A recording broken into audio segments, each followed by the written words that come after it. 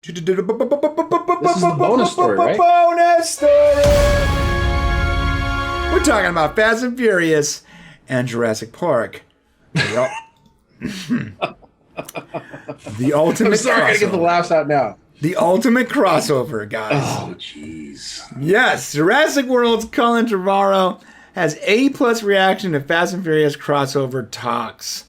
But seriously, I don't like this headline. I don't like it. And Cinnamon Blend, I don't like it when you guys do this stuff. Jurassic World's Colin Trevorrow has A+ reaction to Fast and Furious crossover talks. What does that tell you as a reader, Mr. Brian? That says that there's 100% going to be a Jurassic World Fast and Furious crossover. Exactly. And guess what, folks? There's not going to be. Oh. Sorry. But this headline makes you think like there are. Shame on you. But wait, you're telling me you're telling me I'm not going to see Dom Toretto punch a T-Rex in the face? No. Come on, Shane. But think about it. That would be really weird. That would be awesome. I could see maybe like, you know, the guy from Pitch Black. Well, that character. They're owned by the same company, right? Universal? Yeah, Universal owns them. So ever since the concept of a crossover between Universal's Jurassic World and Fast and Furious and franchise hit the internet. Damn, what's wrong with my brain today? What the heck did you just say? I don't know what just happened. Oh my God, jeez, I can't get away from it. What's wrong with cinema? What's watching? No, that's Cinema Blend. Don't get mad at me. Wait, let me scroll down my Cinema Blend. I don't see any naked people here. All right, whatever. It says, hit the internet, brain trust. The idea has been discussed nonstop. And who can blame people for wanting to see a world where Vin Diesel and a velociraptor get to save the world in the name of family? Oh my God, it's brilliant. It's brilliant. It's brilliant. That is absolutely brilliant. I'm sorry. Well, that's what happened. So what happened was the internet started memeing stuff. This is where this came from. So the internet started memeing about, you know, crossover between, you know, because Universal does own both of them, a crossover between Fast and Furious. And so what is Colin Trevorrow really saying? He is a fan of pop culture himself. And he's tended to, okay, so this is what he said. I don't want to say anything because the memes will stop. Reality is just not as much fun. I mean, have I ever heard anything about a franchise crossover? Of course not. But do I enjoy seeing people take it really seriously on Twitter? I do. So let's just keep having fun with the what ifs. Yeah, look at that image, bro. Are you telling me that you do not want to watch that movie? I mean, look, bro. No, I don't want to watch that. That is the greatest thing I've ever seen. How would it work? So we got two cars. They're clearly in competition. There's a T-Rex. That T-Rex is going to bite them both. The T-Rex is chasing both cars at full speed, 90 miles an hour, and there's a casual Dom standing on the hood of one of these cars with a shotgun shooting the T-Rex in the face. That, my friend, is peak Fast and Furious. Peak. That is as good as it gets. I'm sorry. I want to see that so bad. I just don't understand. Like, the chase scene might be fun, but what's the story? Oh, or how about this one? How about this one, Shane? Come on. Come on. Oh, that's pretty good. Actually. Oh, man. Like, dude, are you kidding me? This is so... this needs to happen. And you know what?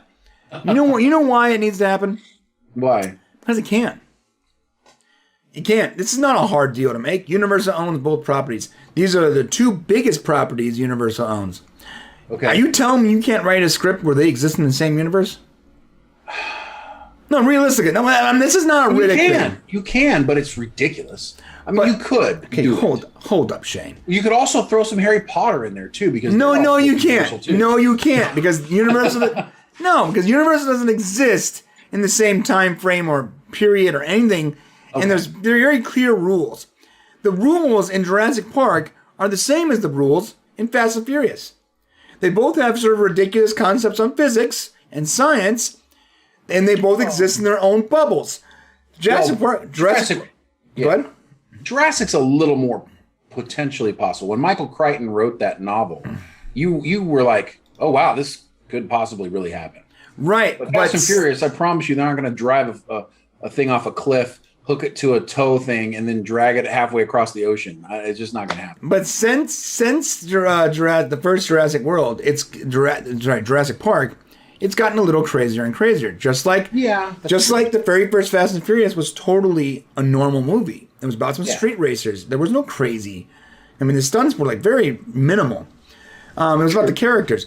It's gotten crazy. Now, Jurassic World has gotten crazier and crazier and crazier.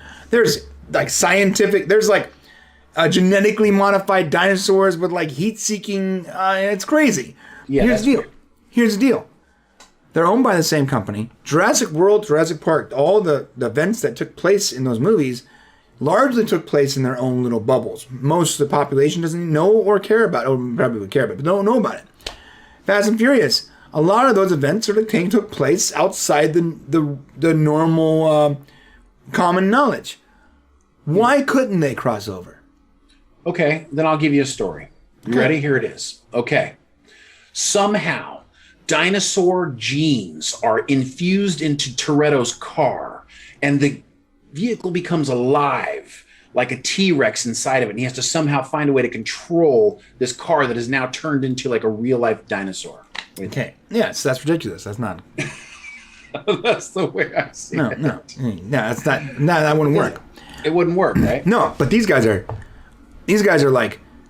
This is the team you call when you can't call the normal cops. When you don't want it on the record. Oh, you want to keep it on the down low, so you bring in the Fast and Furious crew. Right. And imagine Tyrese Gibbons' reaction. It's a motherfucking dinosaur! Right? And these guys they got to go do something that stops this organization from like selling these dinosaurs to these terrorists or something. And they don't even know what it is until they get there and they realize that it's dinosaurs and it's a whole thing. I'm telling you, look. Okay. If you think you can't write this movie, I'm going to tell you something. Shane, I can write this movie. Shane, you can write this movie and you can even make it. And using the rules of both universes, you can make it an actual believable story using the rules of both universes. You tell me you can't do that? Okay, so their job would be to transport as long as their job is only to transport the dinosaurs, I'm on board. That's their job, but of course. And then something goes crazy, they break loose, and they got to like do that. They break loose. The INEX, whatever that company is always messing with dinosaurs' genomes. They're after the convoy. They got to fight humans. One of the dinosaurs that was a buddy of Chris Pratt's. Pratt, yeah. He likes humans, so he's helping them, and him and Dom are like fighting together. But you can see that as the same way you like a dog would be helping an owner. It clearly sees that this guy is trying to help him, so he helps him back the same way he did with Chris Pratt. Bro, I can totally see this picture right here. Okay, I mean obviously it's Photoshop clearly, right? But it could be like Blue, Chris Pratt's little buddy that he was training like a dog. He's got to help the team the way a dog would. Right? Against these guys that he clearly sees as aggressors. The way that little dinosaur helped Chris Pratt. Okay. You can write it. You have this really great knack of like making something totally ridiculous sound relatively plausible. That's sci-fi. So congratulations. Bro. That's like 99% of sci-fi. You take a ridiculous concept and you go, how do you make this believable? Yeah. All right. Yeah, and that's why Discovery sucks, because they never made it believable. It's got to be a little believable. All right, so it's not going to happen, but it's fun to kind of take a look at it. But yeah, Universal, you never know. They can get desperate and be like, what do we do now? Dude, imagine the amount of money that movie would make. It would be... Well, they're both like top grossing films. I know. Universal, yeah. The only dent like Disney has against them is like Jurassic World and Fast and Furious. That's it. They would make so much bloody money. Oh my God. Dinosaurs and cars, baby. Oh my God, that'd be so good. Dom Toretto. Anyways, okay. Family. Yeah, Dom Toretto. And then that last thing, He's like hugging Blue. He's like, "You're family now." He's hugging Blue. Look, I know it's ridiculous, but everything. This is less ridiculous than the Riddick Fast and Furious spinoff. Oh yeah, if that happens, do this. Yeah, if that happens, then please do this one. If that's if that's even being discussed, if there has been a meeting about somehow connecting Fast and Riddick, and you actually hired someone to consider the possibility, if you have a treatment going, I don't care. If that isn't in any way even remotely on the table, then this has to happen. Okay. And this has to happen first. Because this is nutty, but it's not as nutty as that. Right? So you gotta lead up to the nutty. Just like you started with Fast and Furious 1, and you got a couple guys in cars and a cop, and it's a Street Fighter movie. Street Racer movie.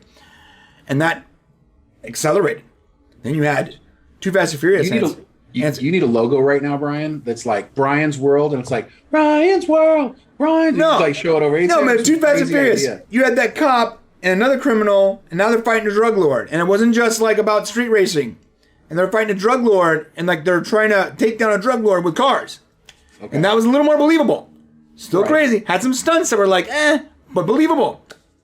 And you had Tokyo Drift, which was a completely spin-off. Yeah, but they're fighting the Yakuza, but so it's a little more accelerated, but also a little less believable. Yeah. And then when you had 4 and the tankers coming down the thing, he's like, well, hold, okay. And now they're fighting this government organization. Every movie has been more and more unbelievable until you get to the last movie where they're fighting an actual superhuman. Okay? Yeah. And an organization with sci-fi technology. This next movie is going to be even nuttier. You've seen the trailers. There's a car taking off into space. You have to start in a reasonable place. And you have to drag your viewers all the way to the unreasonable. And you got to do it gradually. If you do it too quickly... I'm not going. If you do it too quickly, you lose your audience. So if you're planning on anything to do with Riddick and Fast and Furious... The Jurassic Park remake has to happen next, before that, because that is a gradual step to something that, even though I find fun with, obviously Riddick and Fast and Furious is the most insane thing I've ever heard of. But the fact that it can happen is what's fascinating about it. That thing that can legitimately happen in today's universe. Remember that movie? They ran out of Freddy Krueger and Jason movies to make, and they had Jason X, and Jason was in space, and Freddy Krueger. Oh, they had some weird stuff. Right. People watched that movie, bro. That movie made money. They did, but they were also huge bombs, and if you end up going there, it's kind of, a big joke. If they do end up going there, I mean, everybody's going to be like, Yeah, you have to do it gradually. That's what I'm saying. Listen, if people watch Fast and Furious 1, immediately watch Fast and Furious 9, they'd be like, yo, what the F? Well, we're watching it now for the crazy. We're not watching it for the story. We don't even know what the story is, nor do we care. I know the story. It's all about, what are they going to do now? That's nuts. And that's kind of why we're still watching. So, I mean, if it were to happen, people will still show up. Our last Fast and Furious clip I put up there, I put a picture of John Cena. Oh, I saw that. And his face is all small. And he's like, I'm so sorry. Oh, for his China comments? Yeah. I'm so sorry. Gosh, I wish he hadn't done that. Oh. I know. It made my opinion of Cena so much. My opinion of him has so drastically decreased since that. That's a bummer that he did that, yeah. That's it, man. We're going to wrap it up. That's the end of this story. Do you want to see a Jurassic Park Fast and Furious spinoff? Do you want to see a Fast and Furious Riddick spinoff? Do you want to see a Fast and Furious Riddick Jurassic Park spinoff where Dom Toretto turns into Riddick, finds his long-lost buddy Blue, and they're traveling space together a la Space Monkeys with a talking velociraptor? Do you want to see that? Let us know in the comments below, because goddammit, I do. He does. I do. Thanks for watching. To see the full conversation, become a member of the Popcast family. Use the link in the description below, or go to our channel and click the join button. Select your tier, and we'll see you at the next show.